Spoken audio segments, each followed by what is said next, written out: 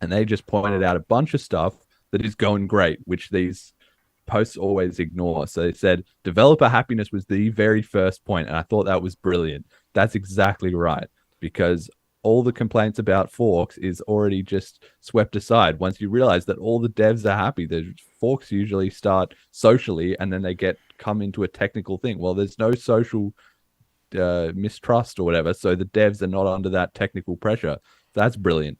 Then they talked about layer one improving, again technical, but okay, the difficulty algorithm, cache address, repay protection, all these things that we implemented shortly after, in the history of BCH were basically like maintenance. We're basically putting it onto its own path. And now it's things like scaling, double spend proofs, native introspection, cache tokens. We're actually building the future rather than just fixing up problems from the past, which is just so bullish. It's unbelievable. It's still a UTXO. The community's still doing P2P cash. We're still getting favorable oversight from regulators, like we saw last week with the Canadian stuff.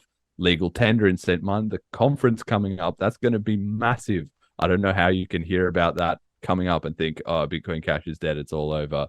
The maxis like narrative is moving against the BDC people more and more. And then they had a bunch of other points which were kind of secondary, but you can sort of throw them in there. Any hedge is being developed.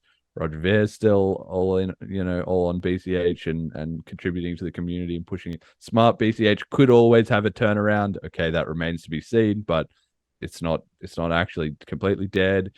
Coins are coming out from Mount Gox. Maybe there'll be some of the OGs. They'll buy up some BCH. Some of that stuff's a bit hopium at the end there, right? But the idea is, if you look for the negatives, you'll see the negatives. And if you look for the positives, you'll see that's why I had podcast has had 50,000 views on YouTube. All right. Where's that in the post? Like 2 years ago, there was no podcast. Now there is, right? I'm not saying that it's the most centrally important thing. The point is that I am looking for a positive trend and I'm finding one.